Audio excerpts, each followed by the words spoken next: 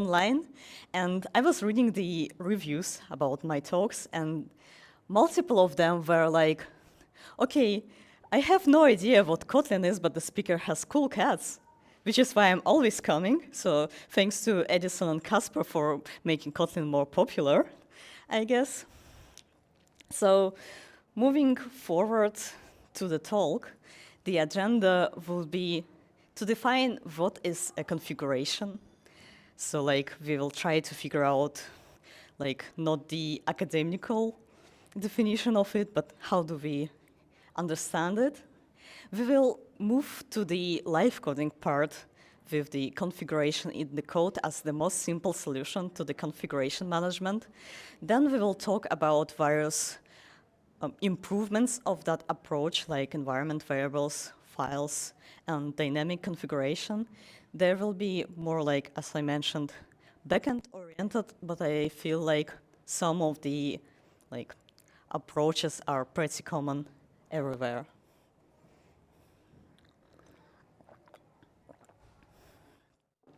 So my first question will be to you, like, what is a configuration for you? So like, can you give me like an example or explain to me, like I'm 5? So like any ideas?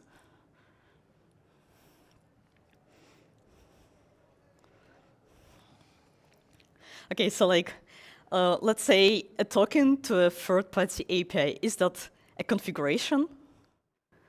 I think so. So like, is the username of the app owner a configuration? Well, the answer is maybe. So speaking from a more theoretical standpoint, but also like not as strict, a configuration is something that is more or less stable and that helps us to run an application and to achieve some state in it.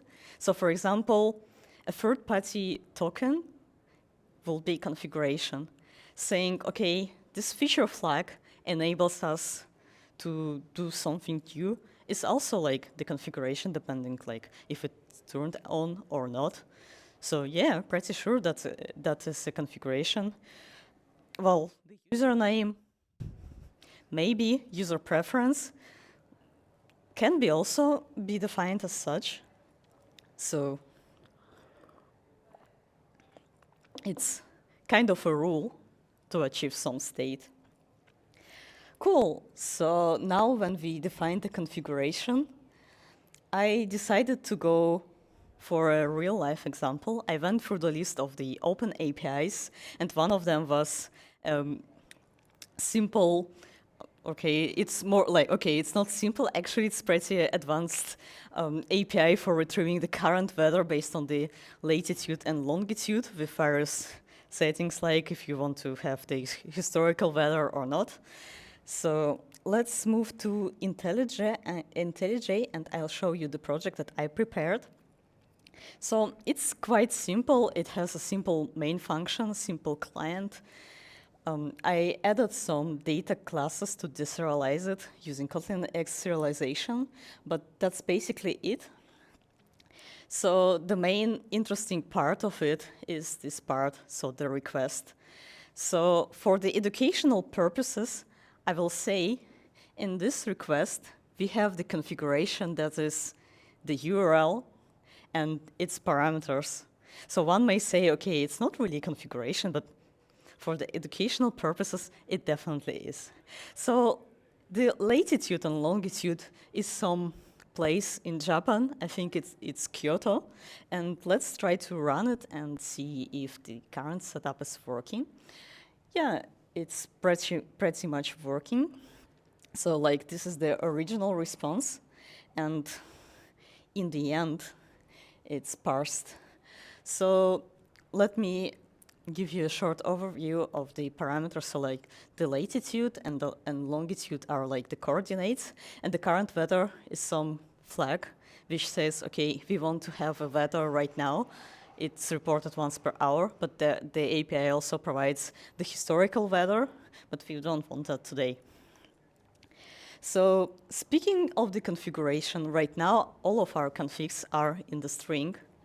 And Yeah, if I'm doing, for example, a small prototype for backend when I have like, I don't know, an Android or iOS app and I also want to have some backend service, I'm writing it down and yeah, it works out of the box just perfectly because yeah, I'm the single user, I want to prototype something and that's totally fine. And the one thing that you have to understand, sometimes it's perfectly fine to come up with the simplest, straightforward solutions. But right now, it's a string. And, well, as a Kotlin developers, we don't want to have all as strings because we want types, otherwise we will use JavaScript. Um, and let's make it more Kotlin-like.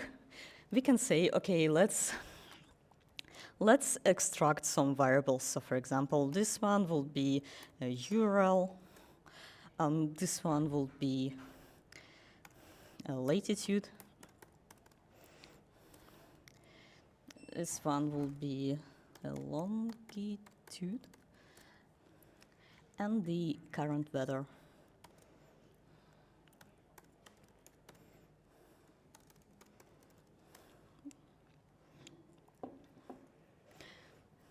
Okay, this one extracted on the top level. Maybe it's not worth having it there. Let's move it here.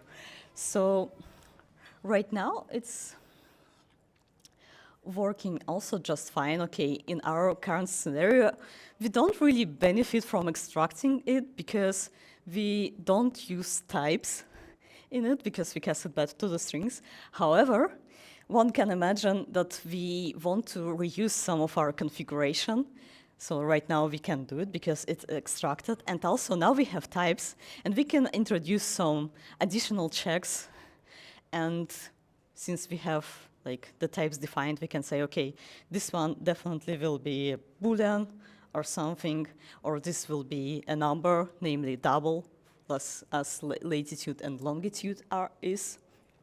And what I like in Kotlin is, compared to Java, we can have the configuration on the top level. So one may say, okay, we can move our configuration to another file or to the top level of this file. And this will work without any additional class wrappers, without any static magic and such, which is quite nice. So one can say even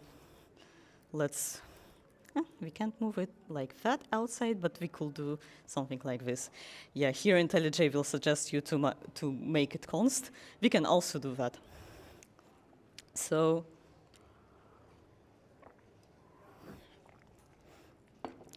speaking about configuration, it's always important that as engineers, we are not only solving like the theoretical computer science problems, but also sometimes like the business problems. Because as I mentioned, as an example of the configuration, we can say we can have a third-party token.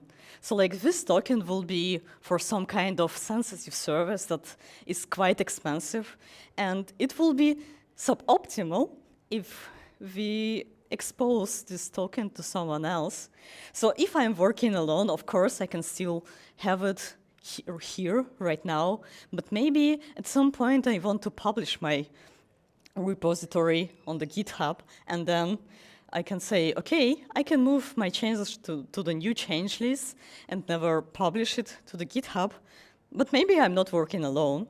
And you know, like we are all people, and the more people we have, the more potentially happy accidents can happen. Yeah, we are all people, and we can leak our tokens or other sensitive data, and that's not great. So as a backend engineer, the typical approach to that problem will be actually storing the configuration as the environment variables. So for example, the current weather, we can modify the configuration. There are multiple ways to pass the environment variables. So one of them will be doing it directly via IntelliJ, I guess. Yeah, Android Studio can do something like that. Also, let's name it current weather. and set it to true. Okay, cool. Instead of having it on the top level, let's read it from our system. Get environment variable, it's uppercase. And here, well, we got some privacy for our environment variable, for our configuration. The problem is we lost the types out of the box. So it's quite simple to cast it back, of course, but yeah, it's quite sad that we should do that.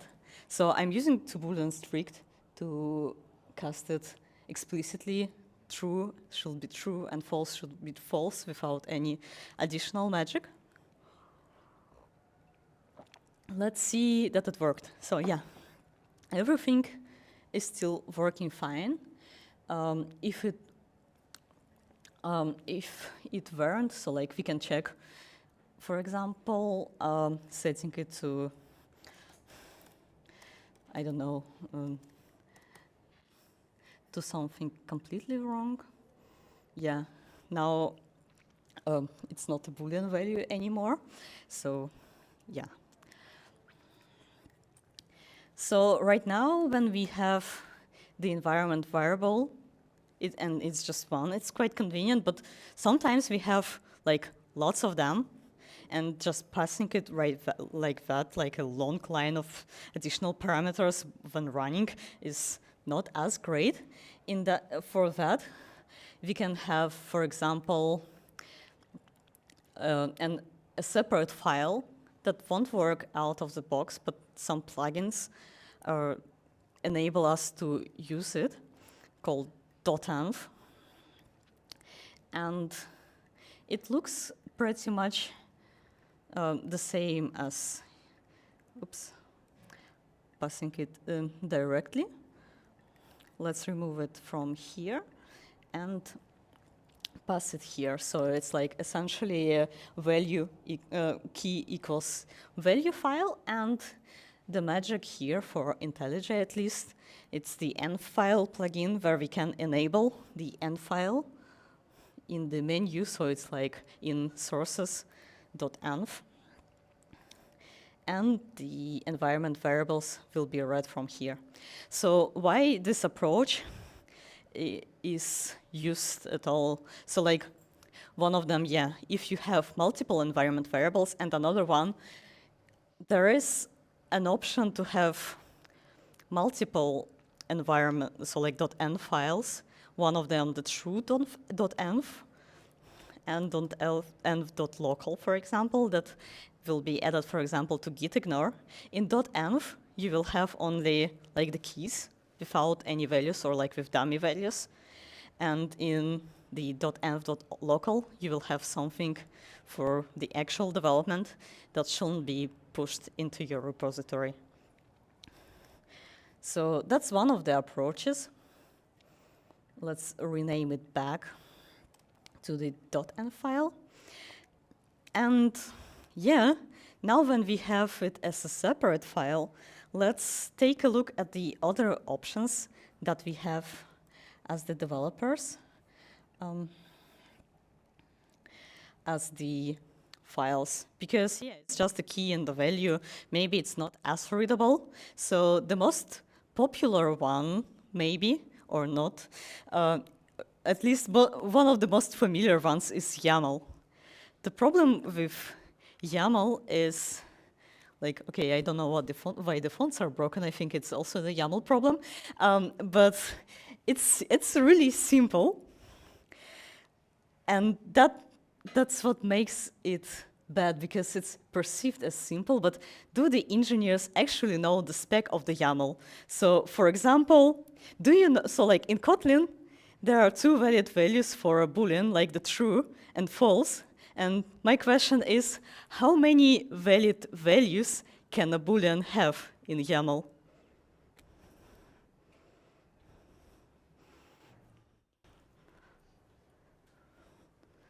Any suggestions? Four. Anyone else? Maybe three. 3. More ideas? It's higher. It's higher. Not infinity. Slightly less, let's say. 8. More, actually more. Not 42, but we're getting close.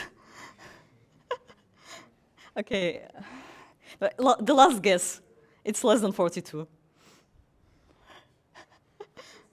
16. Okay, the correct answer is the 22, and plus the nearest answer will get some present from Germany, so it's like a cucumber.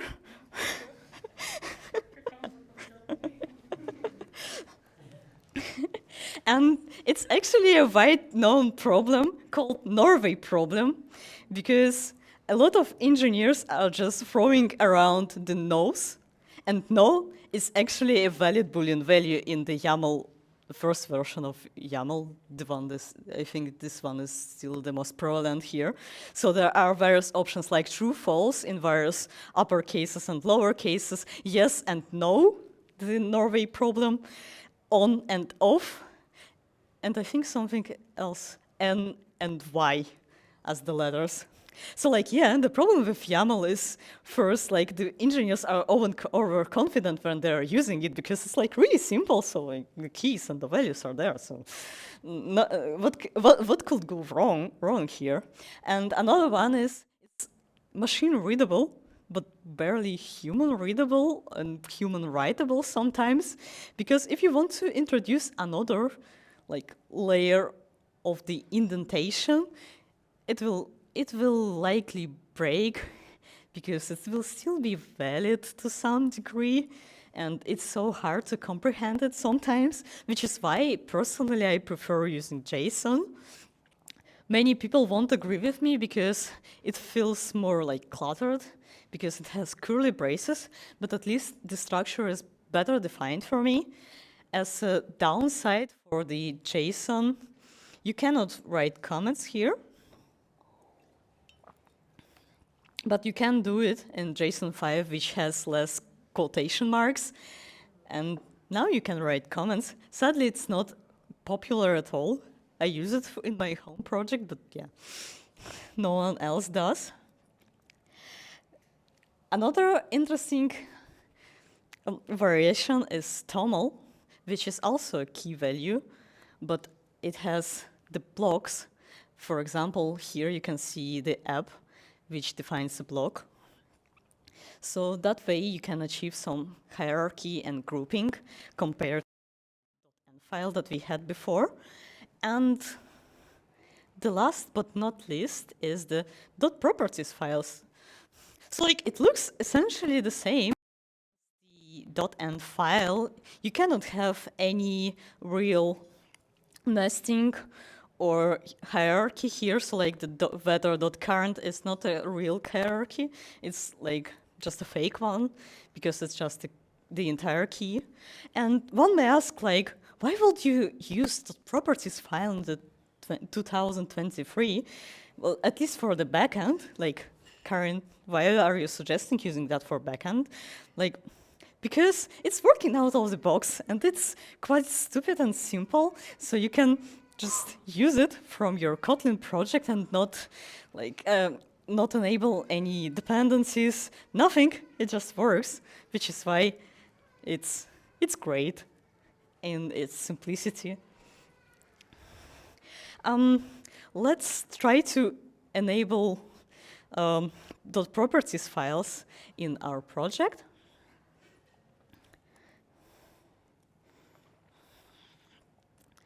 So let me shortly switch from the presentation mode, and I prepared, for the sake of time and file, this one I think, a setup for the properties. So here I prepared two files called prod properties and staging properties. So for prod, we have other latitude and longitude right now. I think it's from Norway. And in our environment, as our environment variable, we will enable the prod one. So here the things are going quite simple if IntelliJ lets me. And let me show you what do I have here. So basically, the properties are initialized like this and just loaded as a stream from file. And how do we decide which file to load? So like, yeah, just reading it from the system environment, quite a typical approach. So we still don't have any types, so we have to cast it. And yeah, let's compare the weather in Kyoto and in Norway. So let's start with the environment dev and run it. So like the weather should be the same as before. So like 25, I guess it's the weather there. And let's roll it back and run it with the prod. So like the weather is +6. That's quite cold. Awesome. So to the last part of the talk, or almost last part of the talk, I think we have some more minutes. I will show you the concept of the dynamic configuration. So under dynamic configuration, we understand loading the configuration from various sources. So basically the idea is now we can define the configuration both from the files and from the environment variables. So for example, as a developer, I want to have a separate configuration just for this exact run. And I can set it, for example, explicitly in my environment variables that, for example, the latitude will be something else right now. So for example, right now I'm in Riga, and just for this week, so I want to have the weather from Riga. And we can organize it so like the prod properties and staging properties still have the latitude and longitude for Kyoto, and I think from Lonkia, from Norway, and those are the temporary latitude and longitude for Riga. And we can inquire for the weather here. So 25, maybe, I don't know. Cool. So, and that's it for the basic approaches to the configuration management here. So, yeah, I have the slide for the Spring, but basically, yeah, you can have not the environments, but profiles here, but that's not as interesting today. But the most importantly is the points to consider. So first of all, who owns, creates, and changes the configs? If I'm working alone, of course, I don't need to have a proper management configuration system from the very beginning, like no like vaults or something, because otherwise I will spend all my time on configuring that instead of prototyping something actually. So I will, like, if I will do a small project for myself, I will just hardcode them and that's it. That won't definitely work for the bigger team of even 4 or 5 people. You have to deal with it somehow. You have to share them. You have to reuse them occasionally.